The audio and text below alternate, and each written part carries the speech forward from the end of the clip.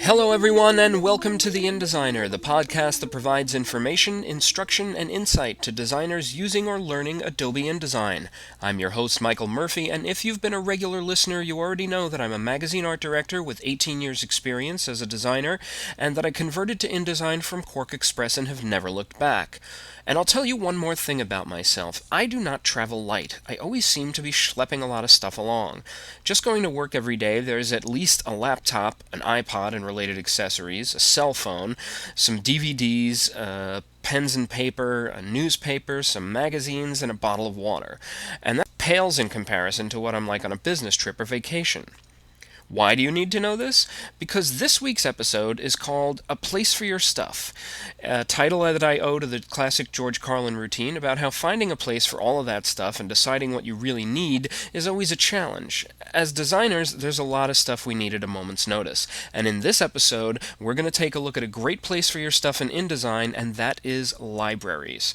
If you've made the switch from Express, you probably are already familiar with libraries. If not, let me quickly say that a library is a place where you can store commonly used elements for quick reuse in your layouts. A library is not an InDesign file, nor is it a palette, and yet it's both. When you create a library by selecting File, New, Library, you're creating an InDesign library file which uses a .indl extension. But creating a library doesn't just create a file, it also creates a palette. I'll name this library samplelibrary.indl, and now I have a new palette with a tab that is my new library. And we're going to start adding to this empty library. But what should we add, and why? Does your company or do your clients have about a dozen variations of their logo, from CMYK to black and white to Pantone to Knockout and so on? Tired of navigating to their folder on your hard drive or network and scrolling to the right file every time you need to place it in a layout? Then build a client-based library. I'm going to place all the variations of a company logo I designed into this document by selecting all of their icons from this folder window on my hard drive and just dragging them into my InDesign file. This is a lot faster than using the file place method one at a time. Now I've got my 7 different logo variations placed very roughly in this one file. Just to keep things neat, I'm going to quickly spread them out on the page to make them easier to see and to deal with. Now let's start adding these to our library. I can't just select them all and drag them into the library because it would consider them one library item, and dragging them in one by one into the library is a waste of time, so I'll just go to the palette menu for this library and select Add Items on Page as Separate Objects. And there they are. If I switch for the library from this thumbnail view to a list view and open up this palette, you can see that each logo has been added with its original file name, which is the default behavior when you add a single placed image to a library. But you can change that name to anything you like. Since I named my files in very obvious ways, I'm keeping these default names. It's important to note that as I'm building this library, my InDesign document is nothing more than a temporary staging area for the objects I'm adding. So I'm going to select all these placed logos and delete them. Notice that even though the logos are gone from the page, they remain in the library palette. Because they no longer have anything to do with this file, they're part of the library now. So I'm going to close this temporary working file for now, but I'll keep my library and everything in it still available to me, and I'm going to open a brand new file to start working with these library elements. I'm also going to open the Swatches palette, and I want you to keep your eye on this palette as I bring in one of these library objects. I'm going to select the name of one of the Pantone versions of the logo and place it on the page just by dragging its name out of the library. Watch the Swatches palette as I release the mouse and it's placed on the page. Notice that the color Pantone 1595 has been added to the swatches for this document. It's in the Illustrator file, so it gets added to the swatches in InDesign automatically. Think about that, and let's take this one step further. You may have created a custom color palette for all of the collateral materials you design for a client, and when you work for them you have to use those colors.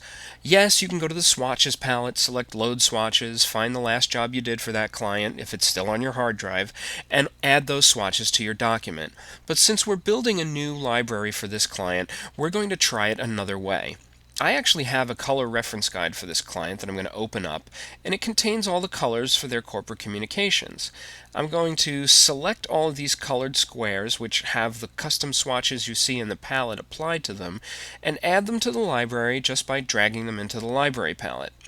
Since this library item is made up of several objects, it's named Untitled by default, but I can just double-click that name in the list and name it Fusion Color Palette, then click OK. And once again, I'm going to close this file without saving anything at all. And now let's pretend it's 6 months later. I haven't heard from this client in all that time, and I backed up almost all of their work onto disks I'm too lazy to go look for. Now they call me up and they need something again. Since I kept the library file on my hard drive, I can quickly resurrect this set of colors in any InDesign file just by dragging the library item I called Fusion Color Palette into the file. Watch the swatches palette when I release the mouse. All of my client swatches are now added to this file. And keep your eye on the swatches palette as I immediately delete these colored boxes, which I don't actually need. The boxes are gone, but the colors stay with the document. What I've shown you is just scratching the surface. A library or any other InDesign feature may be great on its own, but when you use it in combination with the other great features of the application, it becomes exponentially more useful. As we've seen, library objects bring along with them their own swatches, but they also store object styles, as well as paragraph and character styles. You can save grids and guides as library objects, as well as an item's layer position and its location on the page. Let's put some existing libraries to work in a real layout to demonstrate how useful they can be. This is a news section from a magazine that starts with a single left-hand opener and is continued on a 2-page spread. The main body copy has already been threaded through the document, and I have to allow for some sidebars, a photo, and a fractional ad before the design can be finalized. Right now, I've got 2 libraries open in this palette, one for frequently used page items and one for different fractional ad sizes. They're in the same palette now, but I could easily pull one out and make them separate palettes. Doing this also allows me to copy any item from one library into the other library simply by selecting it and dragging it into the other library palette. But for the sake of saving space on screen, I'm going to just keep these 2 together in one palette. Now the first thing I want to do is to get a photo on this text-heavy opening page, so I'll select the 2-column photo with caption from the library and drag it right into position. Moving on to my second spread, I need to add a 1-column sidebar called Up the Chain, but rather than drag it onto the page, I'm going to place it in using the Place Items option from the Library Palette menu. This places the sidebar in the exact same position on this page that it was when it was first added to the library. So libraries also eliminate the need to manually position elements that go in consistent places. And take a look at the Object Styles palette now. I've got an up the chain and up the chain photo style that correspond to the text frame and the graphic frame respectively. They were part of the object when it was originally added to the library, and now they're part of this document. I'm going to quickly add a different 2-column sidebar on this page by dragging it out of the library and moving it into position. And then I'm going to move over to the right-hand side of the spread. Switching to my fractional ad units library, I'm going to place a half-page ad using Place Item, and it goes right into the position that I need it. But I see now that I have a lot of overflowing text here, probably more than my editors want to cut, so I need to put in a smaller ad unit. So I'll bring back my libraries, delete this half-page ad, and place a 1/3 page unit in that position instead, again using Place Item so that it goes in exactly the spot that I want. Before I wrap this lesson up, let me just point out another thing that's going on here with regard to layers in this document. This ad unit is on a layer called Fractional Ads, but that layer wasn't in this document when I started working in it. I'm going to quickly delete this ad, as well as the layer that it's on, and I want you to watch the Layers palette as I place the ad from the library again. Note that the Fractional Ads layer is back, because the layer information is part of the attributes of the library item no matter what document I put it in, provided that my layer preferences are set to Paste Remembers Layers. I have one more thing I need on this page, and that's a small item called Soundbite, which is like a quote of the month that goes in every issue. And now I've got very little overflowing text, everything I need on the spread to finish up this layout, including a place to put a photo on the first page.